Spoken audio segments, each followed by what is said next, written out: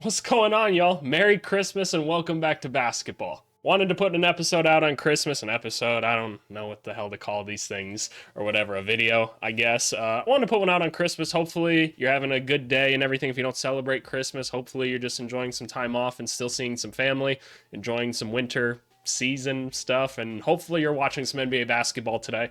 I love the back to back to back NBA games on Christmas. But one thing I want to do today is talk about what our top NBA teams hope to see under their Christmas tree this year. So as you can see by my computer here, I'm recording this on the 14th. I'm trying to get ahead. I have a lot of traveling to do that's actually basketball related at the end of the year, and I had to do some traveling at the beginning of December, so I'm trying to bulk record some things.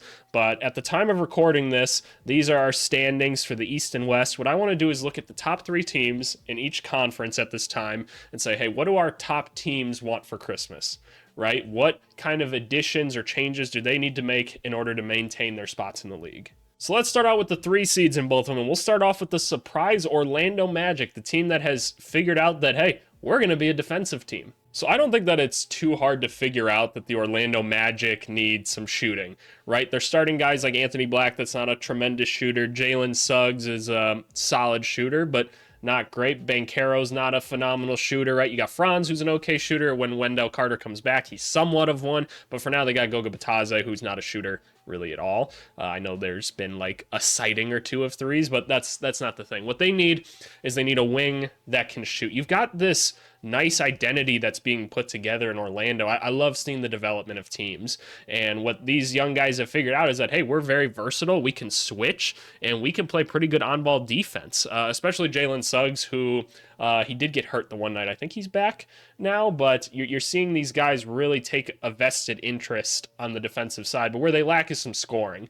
You've got Franz and Paolo that get you some buckets, right? And they're pretty solid. And then you got Anthony off the bench, who is filling in a perfect role of a bench player that can just go get you some buckets. I love when it's the backup point guard as well. I just think that's a nice thing to have when your ball handler off the bench can really start to create some offense. Where are you going to go get some three-level scoring on this team? Because that's just something I think they're missing. I know they've been attached to, and it's kind of funny that they're playing the Bulls in this highlight, but I know Zach LaVine has been a name that is connected to these guys, and I do think it makes a lot of sense to put a Zach LaVine on this team, because I think he can kind of play in their off-ball defensive scheme. I know a lot of you people like to think that Zach LaVine's not like a great defender.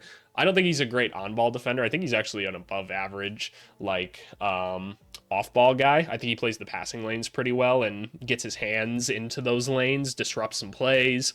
But at the end of the day, they need shooting, they need scoring, a guy that can go and get it from just about anywhere, and that's what Zach LaVine can do. He's one of the best scorers in the league.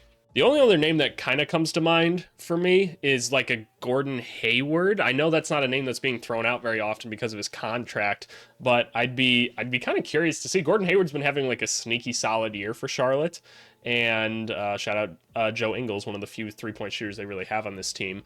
But I'd just like to see Gordon Hayward get put back on a team where he can have more of a leadership role again, right? He's a veteran that's kind of been there, done that a little bit in the league now, and that's honestly a face that they could use on this team. But shout out Jonathan Isaac as well for going and getting a bucket there. Happy to see him playing again. But I think he could provide a little bit of floor spacing if he didn't have to have the ball as much, because he wouldn't on this team. So I'd like to see him as more of just like a floor spacer. He's a bigger wing, can still be a switch defender and everything. But yeah, that's what I'm kind of thinking Orlando could use an upgrade for. All right, so over in the Western Conference, we're looking at the Dallas Mavericks. Surprised to see them this high, honestly. But hey, when you have two of the best scorers in the NBA and honestly just best players in the NBA, anything can happen. So this is going to come as no surprise to you guys, but they need 3-and-D wings, right? They've already got their scores. They've got some decent big man play right now. They need some wings. You got guys like Josh Green, who's playing solid.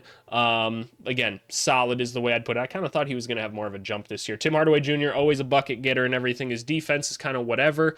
It's not bad. It's not great by any means, but you get an elite scorer, an elite shooter, right? That's awesome. I love that guy. I love him off the bench, though. I'd love to have a bigger wing, because I think Hardaway's like 6'5", maybe 6'6", because you kind of got Derrick Jones in that role right now. That doesn't really do anything else. You hope that Maxence Prosper turns into something maybe eventually, but trying to find a wing right now that can play a little bit of defense is the way to go. So you could probably fit a lot of the same names that we just talked about with Orlando into this spot, but I want to get a little more specific with some of the players that I'm thinking because went and made like a little list of a couple people I think would be cool. There's the Bogdanovich one. That one's been connected a lot. They love their foreign wings and bigs on that team.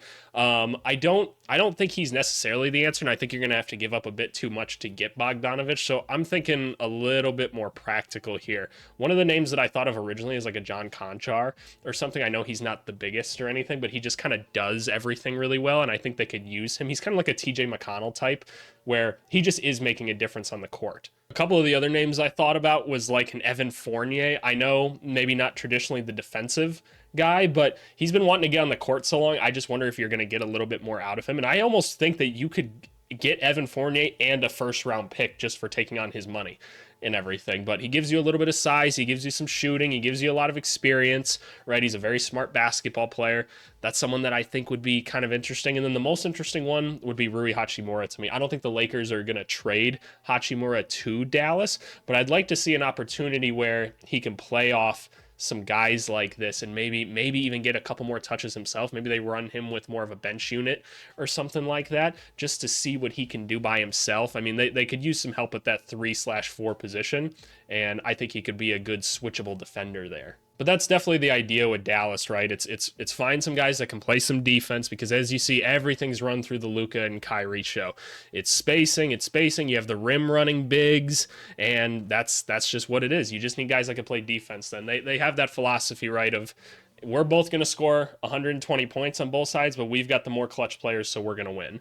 And having those defensive players are going to help down that stretch. Alrighty, so the next team we're going to talk about is the Milwaukee Bucks. So the Milwaukee Bucks, I think, kind of have like two things, right? Like, obviously, they're playing really well. The Dame Giannis thing looks like it's starting to click. That's awesome, right? There's two things I think they could improve on. And one, that's the backup point guard spot. You have Cam Payne there, who's not playing too bad offensively, but obviously you've lost a lot of defense on this team. And that's why my other thought is maybe like a defensive-minded big to come off the bench for Brook. I know that you have Bobby Portis and everything, and I like Bobby Portis, but I'd like to see some more size and a little more shot blocking ability. You have Giannis, obviously, that plays that amazing help defense and everything, but the name I was kind of thinking was like a Jacques Landale or something like that. Like, I know that's not a great option. Maybe like a Kelly Olynyk too, because he could shoot a little bit. There's not a ton of great like centers on the market right now, and those are just guys that I thought might be available. Kelly Olynyk is at least going to be physical, and he can play a little bit of defense too. He can shoot just a little bit, but I don't know, just a thought, right? Just kind of solidify your bench a little bit more. But otherwise, in terms of like the backup guards, like I wonder if you could steal a Spencer Dinwiddie somehow. I don't know how you make that money work,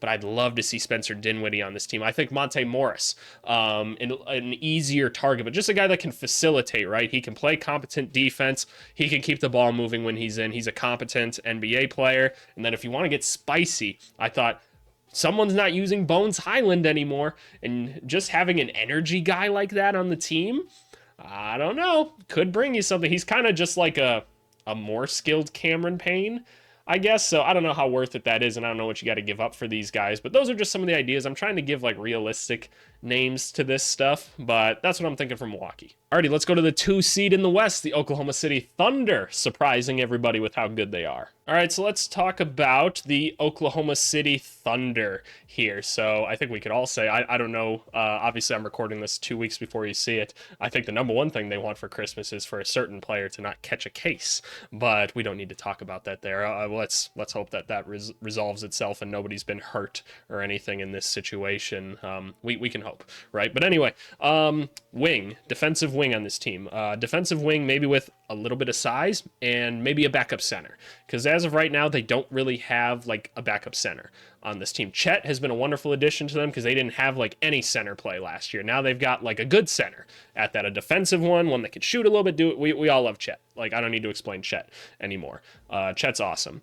So a couple names that I thought of for this, you can throw in, kind of copy paste the other wings we've talked about in this series, but I want someone that can play a little bit more of the 4. I just feel like the Nets are going to be involved at the deadline. They have all these tradable contracts of solid role players that every NBA team would love to have. And I think like the Dodo or the Royce O'Neal could come in and play the 4, play a little bit of defense, still space the floor a little bit, and just be like competent vets on this young team that I think they would help him a lot. And then as far as like the center minutes, because you see Bertans running around out there, and then the other Jalen Williams, who I'm just not a big fan of his game. I know I've critiqued him a couple times. I'm not a big fan. All right. I think maybe you could go get like a Rashawn Holmes or something like that from Dallas, who, you know, they're not really using him. Maybe you toss them a pick or two. They're a little bit light on picks at the moment, but I'm talking like second round picks, obviously. But just a guy with a little bit of size, a little bit of muscle, can go get you some rebounds, stuff like that. Maybe be a rim defender if he still has some athleticism. We haven't seen too much of him this year, but I don't know. Those are just some names that I think of for this team that they have so much at the top of the roster already that's developing. They're getting better, so just get some supplementary players in there. Alrighty, and now the Boston Celtics sitting atop the Eastern Conference. All right, so we're going to keep this Celtics one a little bit shorter because the Celtics most likely are not making a trade, right? Like they're pretty happy with a lot of their roster. They're going to be looking at the buyout market more so. And I don't have a great sense as to what the buyout market is going to look like right now. Like I'm trying to think of vets that are stuck on teams that they don't want to be on. And I'm just not sure. Like a name that I think of is like a Jeff Green, just off the top of my head, just competent vet that can come in, still play switchable defense, has championships under his belt. Championship, I think, just one championship, right? I think so. But yeah, like guys like that, maybe an Evan Fournier as well. I know he's already spent some time there. He was with Boston at one point, wasn't he? I'm almost positive he was, right? Just competent basketball players that can come in and solidify the back of the bench a little bit more. I'm thinking primarily at the wing. If you could find another center, I'd be intrigued, like a more of a true center. I don't know what that looks like. I don't think JaVale McGee's getting cut or anything like that. Like maybe James Wiseman just gets cut. That wouldn't happen, but that's just me thinking off the top of my head. Maybe Andre Drummond gets cut from the Bulls or something. That'd be a nice pickup. That's probably an easy trade you can make. You could probably do an Andre Drummond for a second round pick, just straight up. That'd be a good move, huh? But those are kind of the guys I think of. Otherwise, I think the roster is pretty much set. So really what these guys want for Christmas is good health. And then finally, Minnesota Timberwolves. Man, good to see these dudes on top. I'm a Bulls fan, but love seeing the Timber Pups play well. All right, go easy on me. I couldn't find a video of just like Timberwolves highlights. So you know what? You're going to have to watch this and just enjoy it. It's fine. I do love their uniforms, though. These uniforms are awesome. So what the Timberwolves need is some depth. Their bench sucks. I don't care how they're performing or anything. Their bench isn't good. They don't have any like scoring off the bench. I was hoping Shake Milton would be a little bit better for them this year. Naz Reid, love Naz Reid. They need everything but bigs on this team. Like they just need to supplement the bench somehow. And some names that I thought of Alec Burks, another veteran, right? That's just savvy, plays hard basketball, can go get you some buckets off the bench. Love Alec Burks. I think Joe Harris. You don't really have like a true floor spacer on this team around Anthony Edwards. I think Joe Harris would fit right in, right? He's a nice wing. He can come off your bench, hit some threes. Awesome.